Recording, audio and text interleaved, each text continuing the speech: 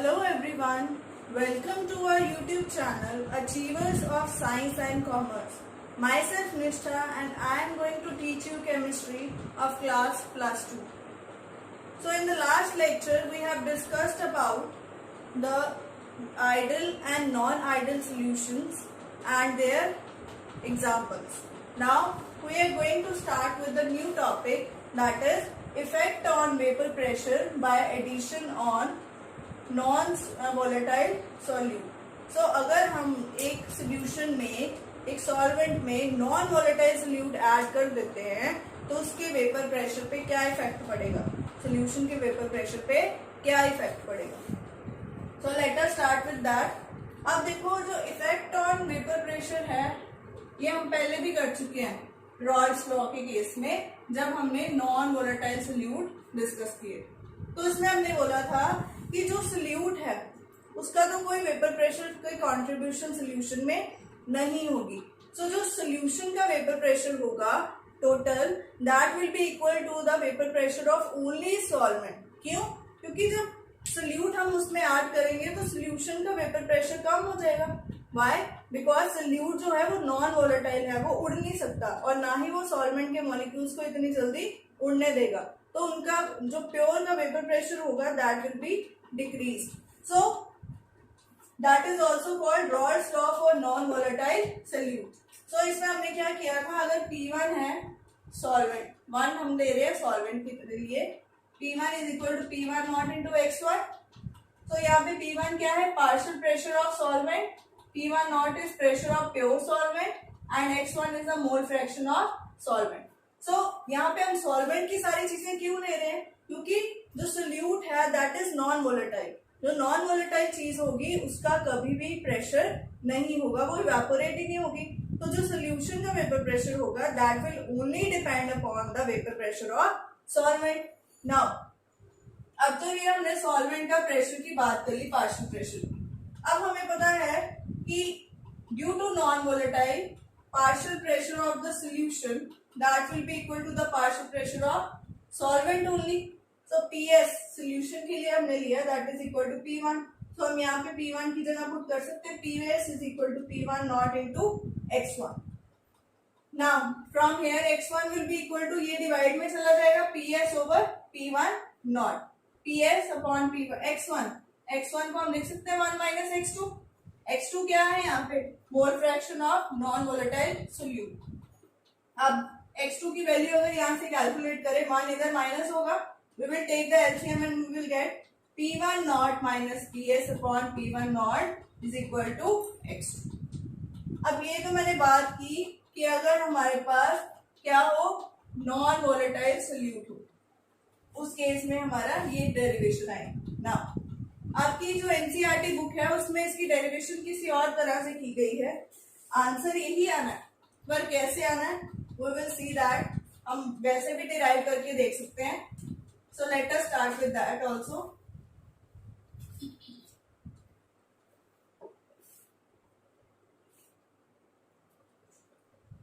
सो उन्होंने क्या बोला, एनसीईआरटी में किस तरह से डिराइव किया गया है, उसमें बोला है कि जब हम किसी सॉल्वेंट में नॉन वोलेटाइल सॉल्यूट ऐड करेंगे तो उसका वेपर प्रेशर रिड्यूस हो जाएगा.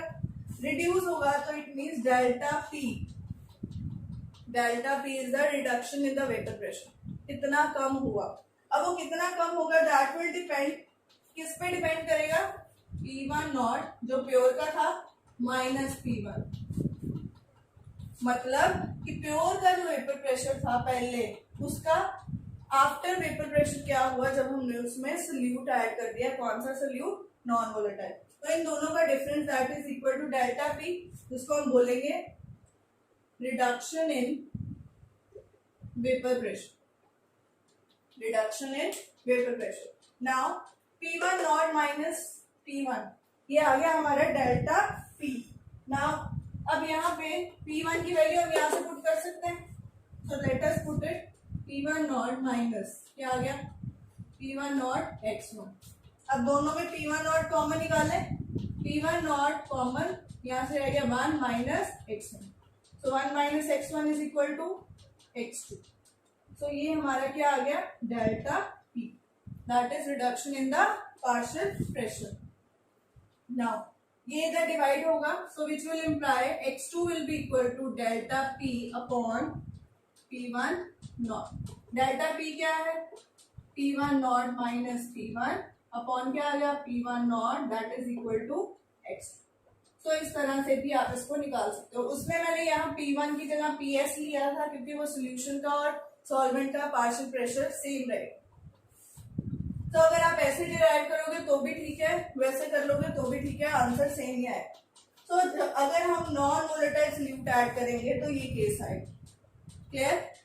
ये तो आगे हमारे डिफरेंट केसेस कि वेपर प्रेशर पे क्या इफेक्ट पड़ेगा। Now the next topic of this chapter is colligative properties that are very important. If you have not subscribed our channel yet, you can click on the subscribe channel and you will get the notification of the new updates, new videos that we will upload. So do subscribe and share it with your friends. Thank you so much. So the next topic is colligative properties. Very important topic of this chapter. इसके numericals जो हैं paper में आते ही आते हैं, एक numerical इसका paper में जरूर होता है। So let us start with that. So next topic is colligative properties.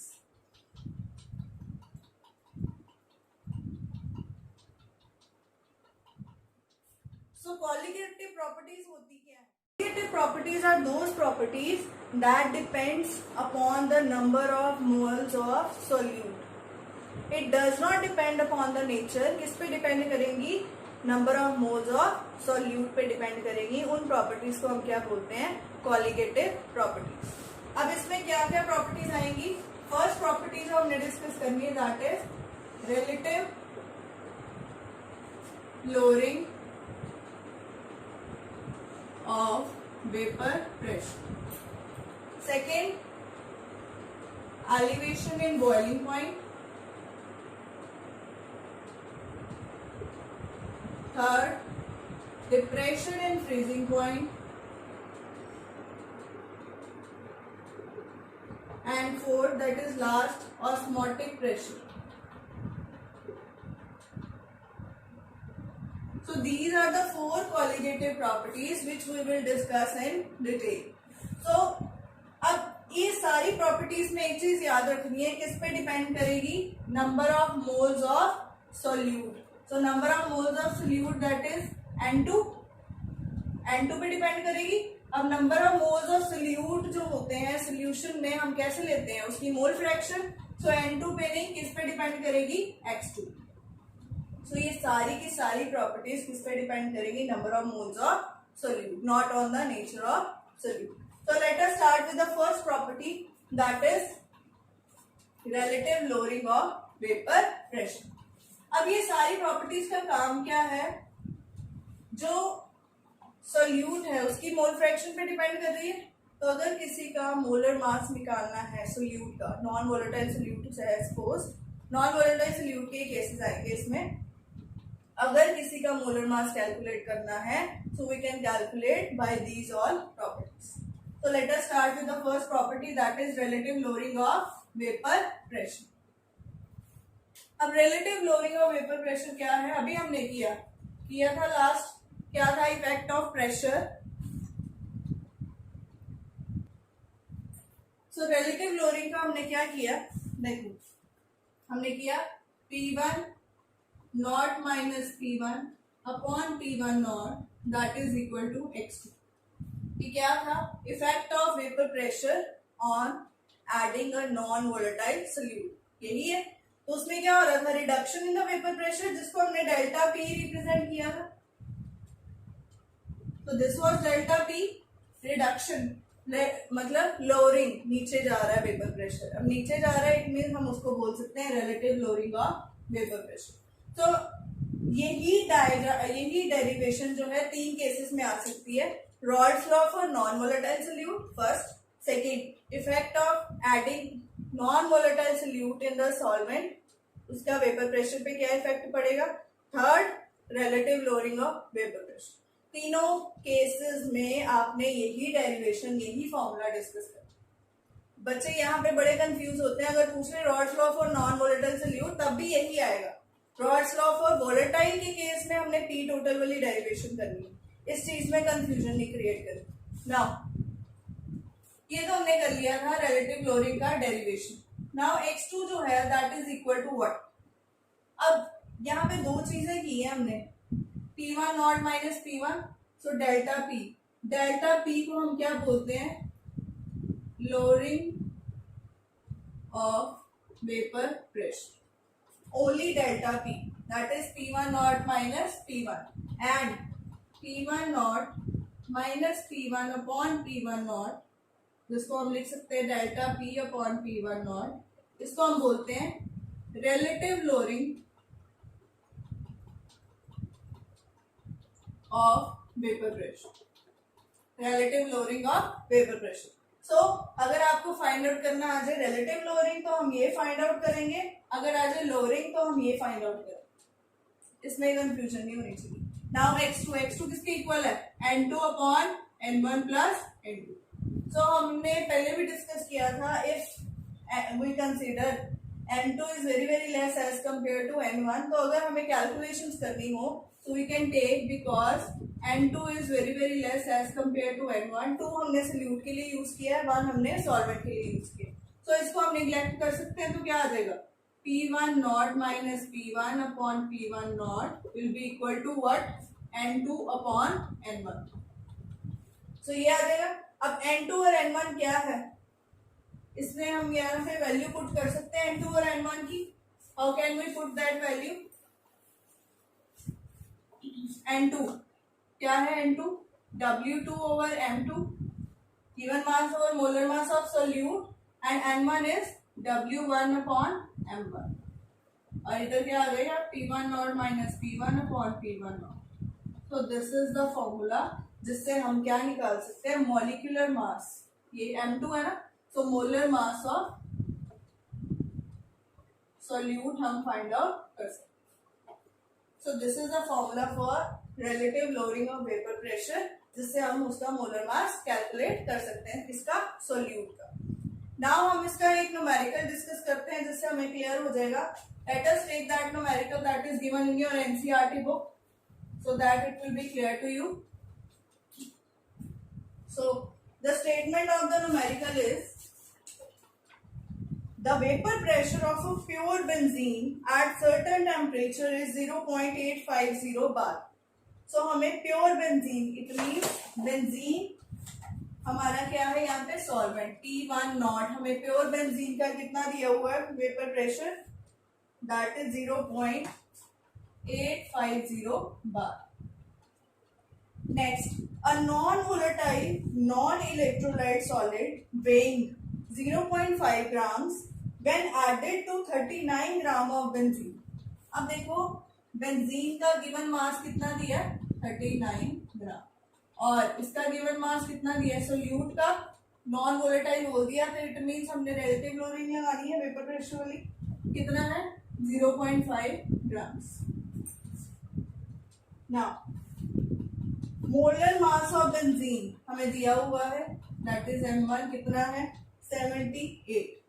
अगर ना भी दिया हो we can calculate, how we can calculate, benzene का फॉर्मूला क्या होता है, benzene that is C6H6, carbon 6, 12 into 6 plus 6, यहाँ से करेंगे तो 78 ही आएगा।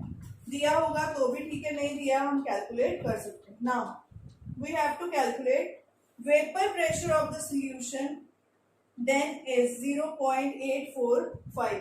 इट मीन्स सोल्यूशन का वेपर प्रेशर, सोल्यूशन का वेपर प्रेशर का क्या मतलब है, P1 is equal to PS मैंने बोला था, तो P1 PS दोनों कितने दिए हुए हैं, 0.845 बार। नाउ क्या निकालना हमने, what is the molar mass of the solid substance, means M2, ये हमने कैलकुलेट कर। सो फॉर्मूला पुट करें रिलेटिव लोअरिंग का, P1 naught minus P1 upon P1 naught is equal to N2 upon N1, यही था। Now P1 naught given, P1 PS के इक्वल है, ये भी गिवन है, तो यहाँ पे वैल्यू पुट करें, 0.850 minus 0.845 upon 0.850। N2 N2 is equal to W2 over M2, W2 upon M2, and N1 is equal to W1 upon M1. So ये तीनों चीजें दी हैं, सिर्फ ये नहीं दी. तो W2 is 0.5, M1 is 78, M2 हमने निकालना है और W1 हमें कितना दिया 39.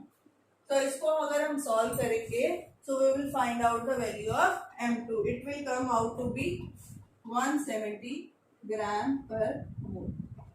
So इस तरह के न्यूमेरिकल्स आपको इसके आ सकते हैं. तो जब भी वेपर प्रेशर की बात होगी तो हमने कौन सी लगानी है, relative lowering of vapour pressure. So next we will start with next colligative property, that is elevation in boiling point. Elevation का क्या मतलब होता है? एलिवेशन का मतलब increase. So second property is elevation in boiling point. इसका क्या मतलब है कि जब हम किसी सॉल्वेंट में नॉन वोलेटाइल सोल्यूट डालेंगे तो सोल्यूशन का जो बॉइलिंग पॉइंट है वो बढ़ जाएगा. बढ़ेगा क्यों? क्योंकि सोल्यूट उसमें ऐड हो चुका है. कौन सा सोल्यूट? Non volatile. वो जल्दी उड़ेगा नहीं. तो यहाँ पे एलिवेशन इन बॉइलिंग पॉइंट को हम रिप्रेजेंट करेंगे डेल्टा टीबी.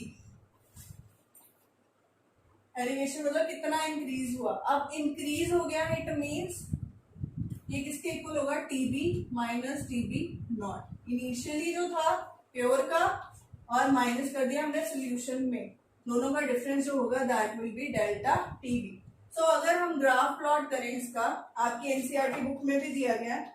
वेपर प्रेशर इधर टेम्परेचर ले लें. So what will we see that इस तरह के ग्राफ आएगा. ये आएगा सॉल्वेंट, ये हमारा आएगा सॉल्यूशन. तो अगर हम इसका टेम्परेचर नोट करें तो यू विल सी ये हमारा सॉल्यूशन का टीबी और ये हमारा सॉल्वेंट टीबी नॉट. तो इन दोनों का जो ये डिफरेंस होगा that will be delta TB, that is elevation in boiling point. So solution और सॉल्वेंट में कितना एलिवेट हुआ boiling point, that is called elevation in boiling point. Now ये तो हमने कर लिया. अब जो एलिवेशन बॉइलिंग पॉइंट है ये क्या है? Colligative property. अब कॉलिगेटिव प्रॉपर्टी सारी की सारी किस पे डिपेंड करेगी? Number of moles of solute. तो delta TB is directly proportional to molality. Molality हमने किया था in the starting of the chapter. That molality किसके इक्वल है वो हम डिस्कस करते हैं. पहले प्रोपोर्शनैलिटी के साइन को हटाने के लिए यहाँ पे कांस्टेंट लगाएंगे, that is KB. KB is called molar elevation constant. Molar elevation constant या इसका नाम इब्लियोस्कोपिक कांस्टेंट भी है.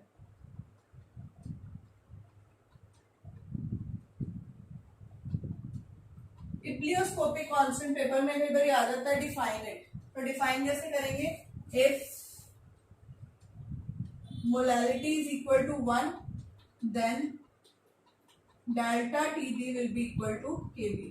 So molar elevation constant will be equal to the elevation in boiling point when the molarity is unity. This will be the definition of molar elevation constant. आ जाए या इब्लियोस्कोपिक constant आ जाए तो आपने ऐसे डिफाइन करना है कि ये इसके इक्वल होगा कब जब मोलैरिटी जो होगी that will be equal to 1.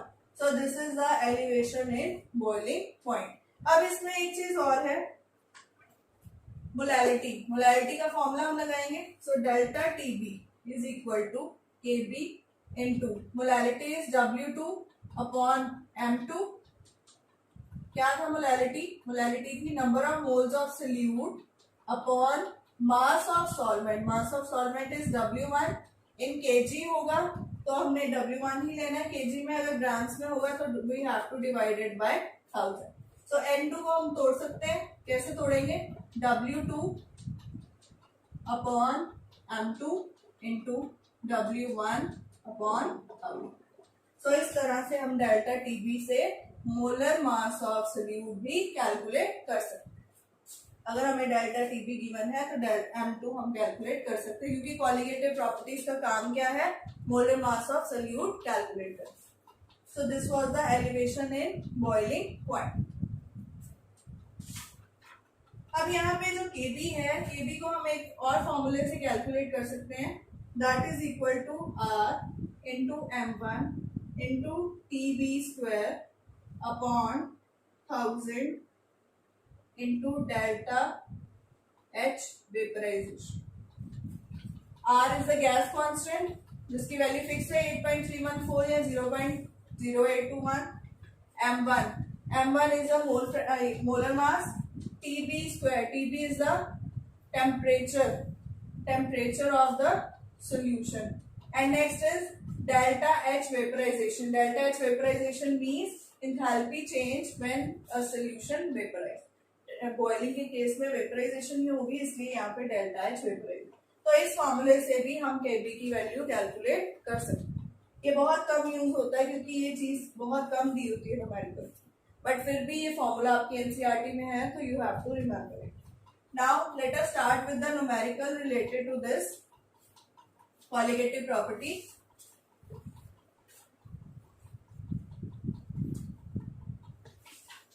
So the numerical is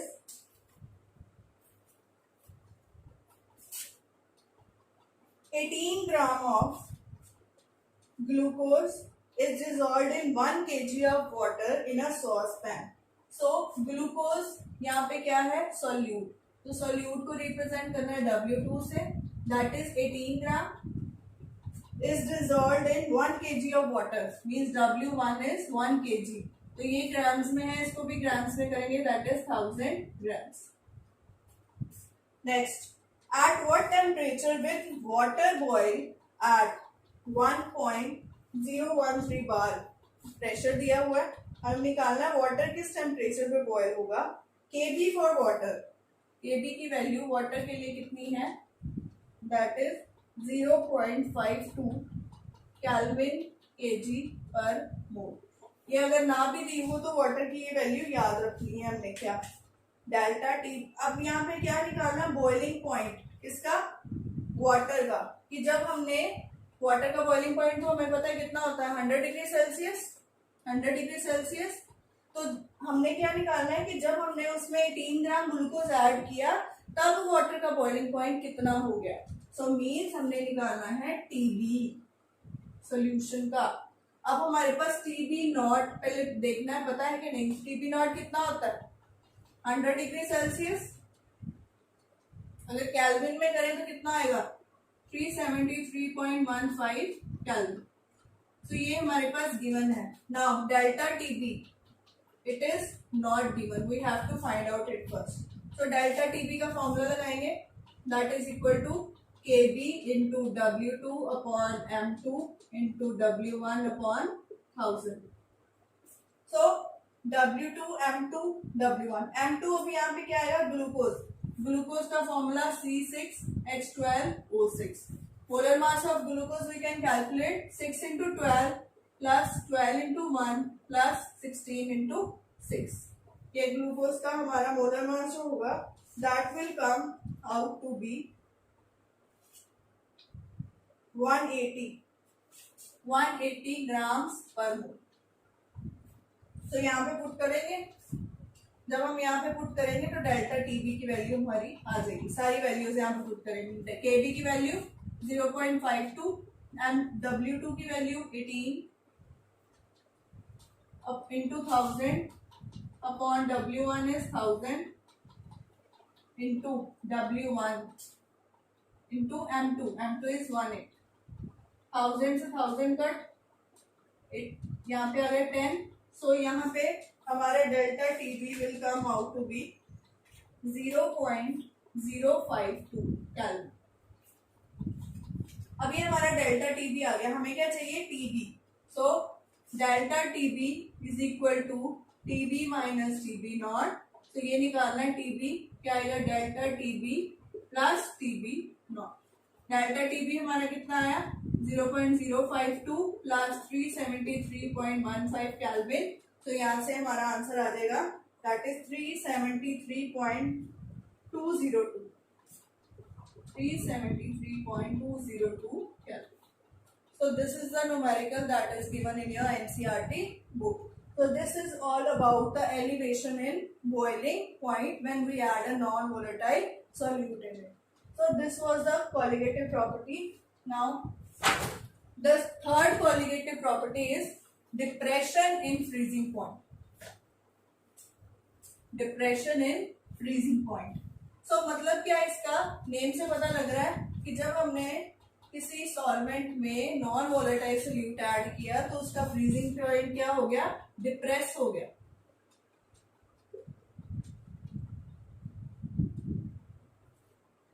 depress होने का क्या मतलब है, कम हो गया. अब इसमें क्या होगा, ग्राफ ड्रॉ करेंगे. सपोज वही यहाँ पे वेपर प्रेशर, यहाँ पे टेम्परेचर. सो अगर हमने इसमें नॉन वोलेटाइल सोल्यूट डाला तो you will see solution solvent. So यहाँ पे क्या होगा, this is solution, this is solvent. अब ये फ्रीजिंग पॉइंट है. फ्रीजिंग पॉइंट होने के कारण इसका सिंबल क्या होगा, डेल्टा टी एफ.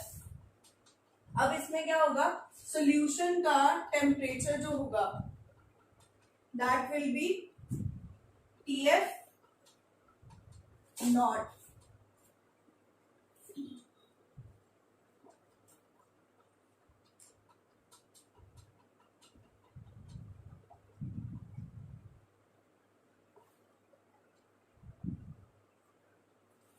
सॉल्वेंट का टी एफ नॉट, ये आ गया T F, difference is T F delta T F.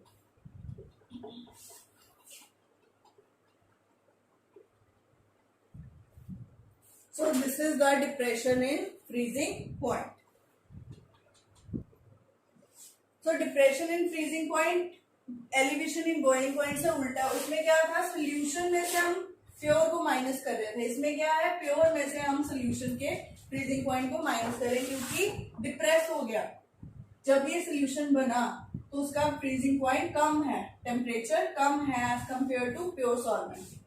बस इसमें ये डिफरेंस है, बाकी सारा कुछ सेम है. Delta T F is also directly proportional to molality. अब इसके प्रोपोर्शनलिटी साइन को हटाने के लिए हम क्या लगाएंगे, के एफ. के एफ को हम बोलते हैं मोलर डिप्रेशन कांस्टेंट और क्रायोस्कोपिक कांस्टेंट.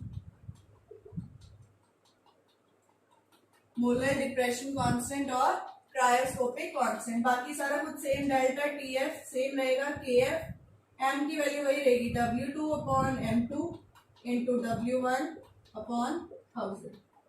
अब के एफ की वैल्यू वैसे भी निकाल सकते हैं जैसे हमने केबी की वैल्यू निकाली थी, R इंटू M1 इंटू वहां टीबी स्क्वायर था, यहाँ टी एफ स्क्वायर आएगा अपॉन क्या था 1000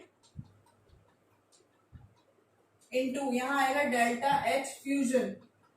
तो जब किसी चीज को फ्यूज करते हैं, मेल्ट करते हैं, तो उस केस में डेल्टा एच फ्यूजन आएगा. तो ये फॉर्मूला इसका. तो this is all about the depression in freezing point कि जब हम किसी सॉल्वेंट में नॉन वोलेटाइल सोल्यूट ऐड करेंगे तो उसका फ्रीजिंग पॉइंट क्या हो जाएगा, डिक्रीज. तो सोल्यूशन का फ्रीजिंग पॉइंट यहाँ पे क्या है, कम है एज कंपेयर टू सॉल्वेंट. सो अब इसका न्यूमेरिकल डिस्कस करते हैं. कैसा आता है, सेम ही आएगा जैसे हमने एलिवेशन इन बॉइलिंग पॉइंट का डिस्कस किया. सो the numerical given is 45 gram of ethylene glycol. Ethylene glycol का फॉर्मूला दिया हुआ that is C2H6O2. 45 gram is mixed with 600 gram of water. तो ये हमारी क्या है, सोल्यूट का W2 हमें दिया हुआ कितना 45 ग्राम्स और W1 वाटर का हमें कितना दिया हुआ 600 grams. Calculate the freezing point depression. It means कितना डिप्रेस हुआ, डेल्टा टी एफ निकालना है. Second part, the freezing point of solution. Freezing point of solution मतलब टीएफ। टीएफ निकालने के लिए हमें क्या क्या चाहिए? अगर डेल्टा टीएफ आ जाएगा तो क्या आएगा? TF not minus TF. अब टीएफ नॉट क्या है? Freezing point of pure solvent. Pure solvent यहाँ पे क्या है? वाटर। वाटर का freezing point 0 degree Celsius, that is 273.1. So this is the TF not. Now delta TF निकालने का वही मेथड, फॉर्मूला लगाएंगे KF into W2 upon M2 into W1 upon W. Now KF की वैल्यू जो है that is 1.86, ये fix होगी। उसकी 0.52 थी KB की वाटर की, यहाँ पे ये होगी W2 45, M2 हम निकाल सकते हैं इसके फॉर्मूले से। कितना आएगा M2? M2 will be equal to 62, W1 600 into 1000। तो यहाँ से हमारा डेल्टा TF आ जाएगा। कितना वैल्यू आएगी डेल्टा TF की? 2.2 केल्विन। तो यहाँ पे अब हमने क्या निकालना है? TF is equal to delta TF not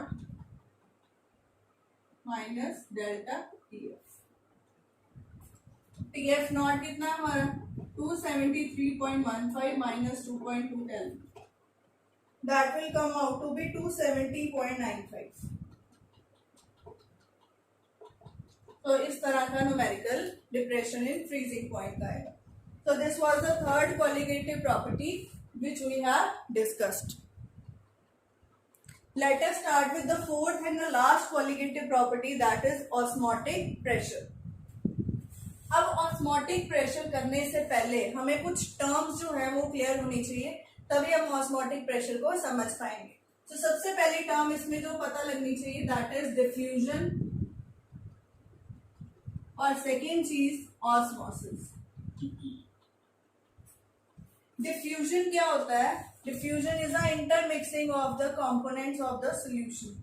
कि सपोज एक सोल्यूशन, एक वाटर लिया हमने 50 ml, उसमें हमने एक ड्रॉप इंक डाली। You will see after some time without dissolving वो इंक अपने आप पूरे सोल्यूशन में डिफ्यूज हो जाएगी। सो इसको हम क्या बोलते हैं? डिफ्यूजन। सो अगर हमने यहाँ पे ये वाटर लिया, यहाँ पे हमने कोई सोल्यूट लिया हो, लेट अस सपोज इंक की ली हुई, ठीक है, ये हमारा सोल्यूट है, ये हमारा क्या है? सॉल्वेंट। तो after some time you will see, अगर हम इसको डिसॉल्व नहीं भी करते तो ये पूरे सोल्यूशन में क्या होगा? डिस्ट्रीब्यूट हो जाएंगे इवनली। तो इसको हम क्या बोलते हैं? डिफ्यूजन। तो इसमें क्या होता है? डिफ्यूजन में इन दोनों की मूवमेंट होती है, सोल्यूट की भी और सॉल्वेंट की भी। सो द डिफ्यूजन की डेफिनेशन क्या आएगी? The spontaneous mixing of the particles of solute and solvent to form a homogeneous mixture, that is called diffusion. Homogeneous बन गया ना, एक जैसा। पहले क्या था? हेट्रोजीनियस था, डिफरेंट फेजेस दिखाई दे रहे थे। बाद में क्या हो गया? होमोजीनियस। और कैसे हुआ? दोनों की इंटरमिक्सिंग से, सोल्यूट की भी और सॉल्वेंट की। नाउ ऑस्मोसिस क्या है? ऑस्मोसिस को डिस्कस करने के लिए हमें क्या पता होना चाहिए? सबसे पहले सपोज हमने एक बीकर लिया, यहाँ पे बीच में एक मेम्ब्रेन लगाई, इस मेम्ब्रेन का नाम है सेमी परमिएबल मेम्ब्रेन। इस सेमी परमिएबल मेम्ब्रेन को आप एनिमल की स्किन भी ले सकते हो, और भी मेम्ब्रेन्स आती हैं। इनकी स्पेशलिटी क्या होती है? इनमें से सॉल्वेंट पास कर सकता है, सोल्यूट पास नहीं कर सकता। अब क्या है? हम सपोज यहाँ पे ले रहे हैं सॉल्वेंट, यहाँ पे ले रहे हैं सोल्यूशन। सोल्यूशन का लेवल, सॉल्वेंट का level. After some time we will notice कि सॉल्वेंट जो है इस सेमी परमिएबल मेम्ब्रेन के थ्रू इधर की साइड मूव करना स्टार्ट हो गया। जब ये स्टार्ट हो गया तो इसका लेवल बढ़ जाएगा और इसका लेवल क्या हो जाएगा, कम हो जाएगा. So the movement of solvent molecules from the less concentration of solution towards more concentration of solution is called osmosis. So osmosis की definition क्या आएगी? The net spontaneous flow of solvent molecules to solution. Solution की form या दूसरी form कैसे आ सकती है? Less concentration towards more concentration. यहाँ पे कंसंट्रेशन थी नहीं क्योंकि सोल्यूट था ही नहीं, प्योर सॉल्वेंट था. तो यहाँ पे कंसंट्रेशन क्या थी? लेस. और यहाँ पे कंसंट्रेशन क्या है? मोर. So movement of the solvent molecule from less concentration of the solution towards more concentration of the solution is called osmosis. अब osmosis जो है वो दो तरह की होती है. First is exoosmosis and second is endoosmosis. अब देखो एक्सो और एंडो में क्या डिफरेंस है. एक्सो के नेम से पता लग रहा है एग्जैक्ट. जब सॉल्वेंट मॉलिक्यूल्स बाहर आ जाएं सेमी परमिएबल मेम्ब्रेन के थ्रू, तो मतलब वो सोल्यूशन क्या, वो चीज क्या हो जाएगी, श्रिंक हो जाएगी. फॉर एग्जांपल अब श्रिंकेज के लिए हम क्या कर सकते हैं, एक एग लो, एग को सॉल्ट वाले वाटर में डालो, salt solution. After some time you will see कि इस एग जो है वो श्रिंक हो गया और इसके जो सॉल्वेंट पार्टिकल्स है बाहर आ. सिमिलरली अगर हम एग को विनेगर में डालते हैं, विनेगर में डालने से क्या होगा, जो एग होगा दैट विल स्वेल. स्वेल कैसे होगा? Because the solvent molecules will move inside. जब वो इनसाइड मूव करेंगे तो हम बोलते हैं एंडोऑस्मोसिस. इस केस में स्वेल होती है, स्वेलिंग होती है क्योंकि सॉल्वेंट अंदर चला गया, वो वॉल्यूम बढ़ा देगा. और इस केस में क्या होती है, श्रिंक. अब आपने इसमें एग्जांपल ली हुई कि अगर किशमिश लेते हैं जिसको सौगी बोलते हैं, अगर पानी में डालें तो वो फूल जाती है. फूल जाती है इट मीन्स उसका जो पानी है, पानी हम जिसमें डिप करते हैं वो पानी उसके सेमी परमिएबल मेम्ब्रेन के थ्रू अंदर चला जाता है. अब अंदर चला जाएगा इट मीन्स कौन सी होगी, एंडोऑस्मोसिस, जिसके कारण स्वेलिंग होती है. सिमिलरली अगर ग्रेप्स लेते हैं, ग्रेप्स को अगर हम धूप में सुखाते हैं तो उसका अंदर का जो सॉल्वेंट है, लिक्विड है, वो वेपराइज हो जाता है, मतलब बाहर आना स्टार्ट हो जाता है. जब वो बाहर आएगा तो श्रिंकिंग होएगी, तो वो ग्रेप किस में कन्वर्ट हो जाएगा, सॉगी में, बिकॉज वो श्रिंक हो जाती है. और उसको दोबारा स्वेल करने के लिए हमें उसमें सॉल्वेंट डालना. So these are the examples of exo and endosmosis. Now osmosis और डिफ्यूजन में क्या डिफरेंस हुआ, इसमें सिर्फ सॉल्वेंट मॉलिक्यूल मूव कर रहे हैं, इसमें सॉल्वेंट और सोल्यूट दोनों मूव कर रहे हैं. इसमें थ्रू सेमी परमिएबल मेम्ब्रेन, इसमें कोई सेमी परमिएबल मेम्ब्रेन नहीं है. ये जो है सिर्फ लिक्विड सोल्यूशन पे अप्लाई होगा और ये जो है गैसेस पे भी अप्लाई हो सकती है. Diffusion of gases is very very high. So these are the differences जिसमें हम बोल सकते हैं. अब यहाँ पे हम इसको रिवर्स कर सकते हैं. अगर हम यहाँ पे प्रेशर लगाएं तो वापस आ जाएंगे सॉल्वेंट मॉलिक्यूल, पर इस केस में हम इसको रिवर्स नहीं कर सकते. तो इस तरह से हम डिफ्यूजन और ऑस्मोसिस को डिफरेंशिएट कर सकते हैं.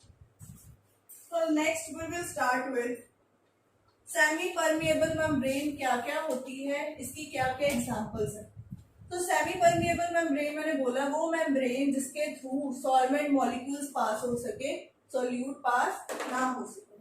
अब इसमें एग्जांपल आ जाती है आपकी natural semi permeable membrane, that is vegetable membrane, जैसे मैंने अभी ग्रेप्स की मेम्ब्रेन की बात की. एनिमल मेम्ब्रेन जो स्किन होती है दैट इज सेलोफेन पेपर, इसमें सेलोफेन ले सकते हैं हम, पर्चमेंट पेपर ले सकते हैं. So these all are the examples of semi permeable membrane. इनमें से कोई भी डिस्कस कर सकते हैं. अब हम आते हैं ऑस्मोटिक प्रेशर. अब ऑस्मोटिक प्रेशर, सपोज हमने एक बीकर लिया, उसमें एक फनल ली है जिसको हम थिसल फनल बोलते हैं इस शेप की. इस थिसल फनल के नीचे सेमी परमिएबल मेम्ब्रेन लगाई.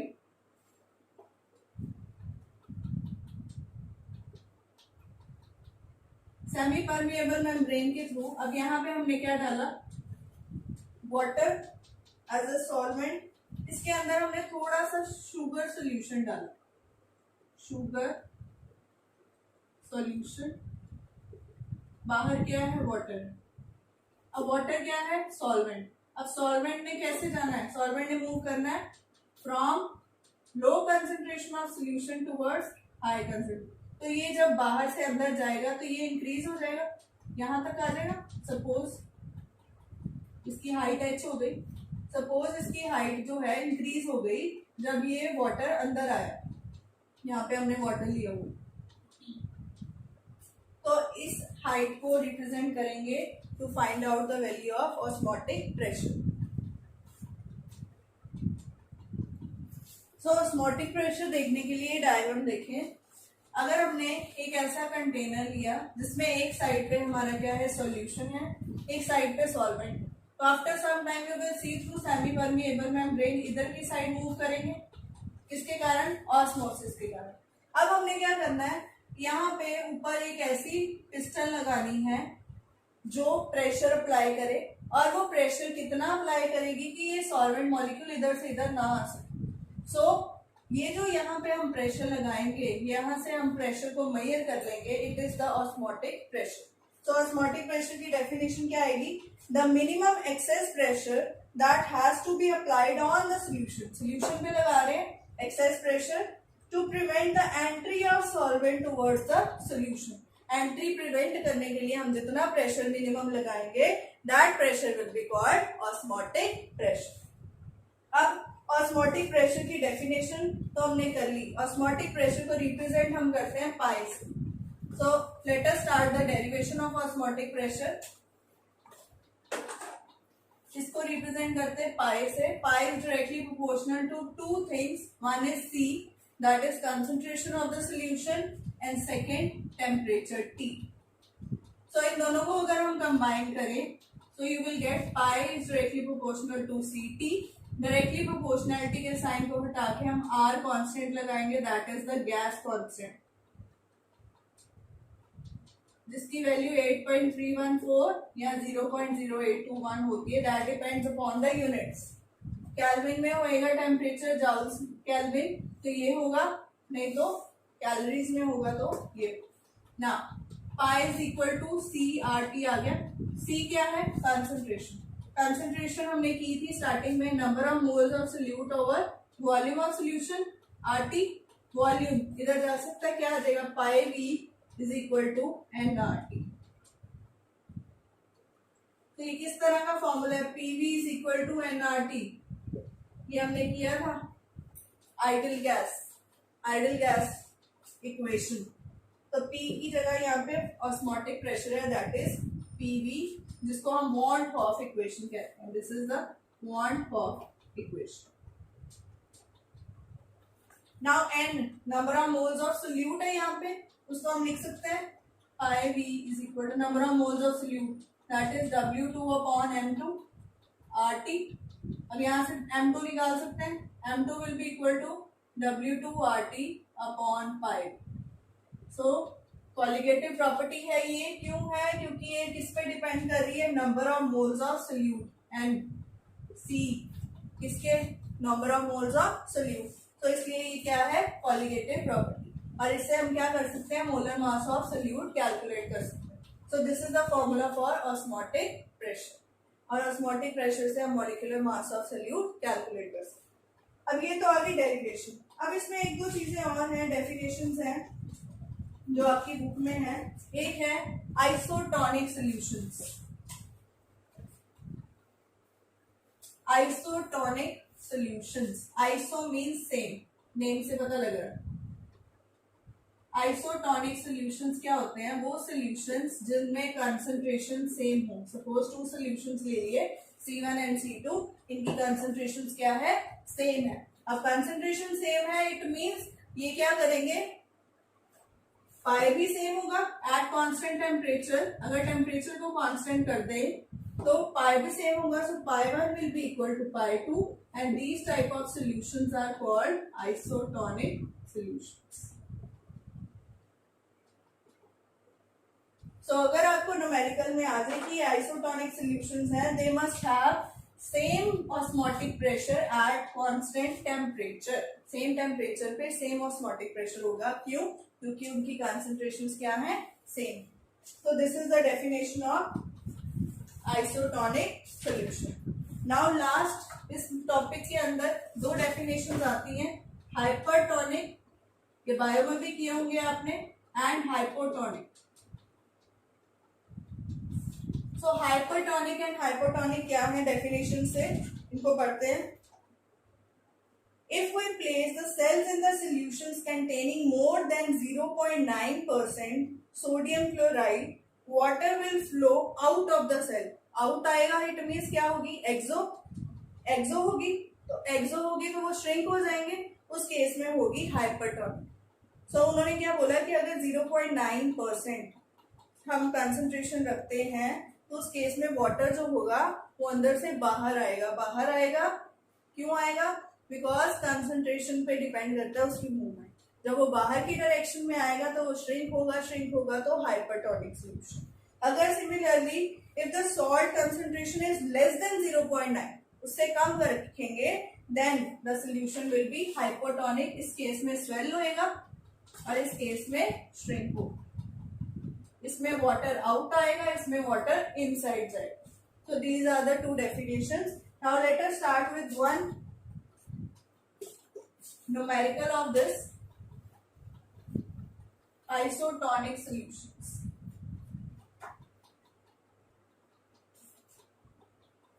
That is given in your book. वही start करते हैं हम. 200 centimetre cube of aqueous solution. So volume दिया हुआ हमें 200 centimetre cube. Next, of protein contains 1.26 gram of protein. 1.26 gram of protein. It means 1.26 यहाँ पे क्या है हमारे पास, W2. Next, the osmotic pressure of such solution at 300 kelvin. Temperature कितना दिया है, 300 kelvin. Is found to be, osmotic pressure भी दिया हुआ, कितना दिया हुआ है, pi, that is equal to 2.57 10⁻³ bar. So calculate the molar mass of protein. So क्या निकालना है, M2. जैसे हम हर कॉलिगेटिव प्रॉपर्टी में कैलकुलेट करते हैं, पुट करेंगे फॉर्मूले में. क्या आएगा यहाँ पे, W2 क्या है, 1.26. अब R मैंने बोला 8.314 है, 0.0821 है. यहाँ पे बार में है प्रेशर तो 0.0821. टेम्परेचर कितना है, 300 केल्विन. पाई की वैल्यू हमें दी है 2.57 इंटू 10⁻³ वॉल्यूम कितना दिया है, 200 centimetre cube. Centimetre cube means millilitres. अब यहाँ पे लीटर्स में हमें लेना है तो क्या लेंगे, 0.200 लीटर्स. तो यहाँ पे हम लेंगे 0.2 ही ले लें. तो यहाँ से हम मोलर मास निकाल लेंगे, दैट इज 61.022 ग्राम पर. So this is the formula. Now एक और चीज यहाँ पे दी हुई है, मेंशन क्या किया गया, द फूड एक्सपीरियंसेस. अब देखो जो हमारे सेलुलर स्पेसेस हैं, कई बार हमारे सेलुलर स्पेसेस में स्वेलिंग आ जाती है, उसको हम बोलते हैं एडेमा. वो किस कारण आती है, ऑस्मोसिस के कारण. Water movement from soil into plant roots and subsequently into upper portion of the plant is also due to osmosis. अब क्या होता है, जितनी भी वाटर मूवमेंट होती है सॉइल से ऊपर की तरफ जब जाता है तो किसके थ्रू होती है, ऑस्मोसिस के थ्रू. The prevention of meat by salting. अब ऑस्मोसिस की बड़ी सारी लाइव एग्जांपल्स हैं. आपने देखा होगा जो वेजिटेबल बेच रहे होते हैं थोड़ी थोड़ी देर के बाद पानी छिड़कते हैं वेजिटेबल्स. क्यों, ताकि वो देखने में फ्रेश लगे. फ्रेश इसलिए लगे ड्यू टू सनलाइट. वो क्या होता है, उसके अंदर का जो सॉल्वेंट है बाहर आना स्टार्ट हो जाता है. बाहर आएगा तो वो श्रिंक होंगी तो वो देखने में फ्रेश नहीं लगती. इसलिए वो थोड़ी थोड़ी देर के बाद उसके ऊपर पानी छिड़कते हैं ताकि ऑस्मोसिस होने की वजह से वो देखने में हमें फ्रेश लगे, उसका सॉल्वेंट प्रॉपर अंदर बैठा रहे. Now these all are the live examples of osmosis. एक चीज और है, रिवर्स ऑस्मोसिस को हम यूज करते हैं किसमें, वाटर प्योरिफिकेशन. आरओ सुना सबने, आरओ जो हम लोग घरों में यूज करते हैं, आरओ की फुल फॉर्म रिवर्स ऑस्मोसिस. अब उसमें करते क्या है, रिवर्स ऑस्मोसिस में क्या करते हैं, Pure solvent flows out of the solution through semi-permeable membrane. अब क्या होगा, उसमें क्या था, सॉल्वेंट किसकी तरफ जा रहा था, सोल्यूशन की तरफ। अब इसमें क्या करना है, सोल्यूशन जो हमारा वाटर है, प्योर वाटर, उसमें से जो प्योर सॉल्वेंट होता है वो अलग हो जाएगा। सो यहाँ पे हमारे सोल्यूट क्या होंगे, इम्प्योरिटीज। सो इम्प्योरिटीज को वो सेपरेट आउट कर देगा, तो उसमें सोल्यूशन में वाटर होगा, सॉल्वेंट होगा, उसको मूव करा देगा। अब ये यहाँ पे सॉल्वेंट से सोल्यूशन की तरफ क्या थी, ऑस्मोसिस। अब सोल्यूशन से सॉल्वेंट की तरफ क्या होगी, रिवर्स ऑस्मोसिस, जिसको हम क्या बोलते हैं, आर। तो इस तरह से हमारा जो वाटर है that gets purified due to osmosis.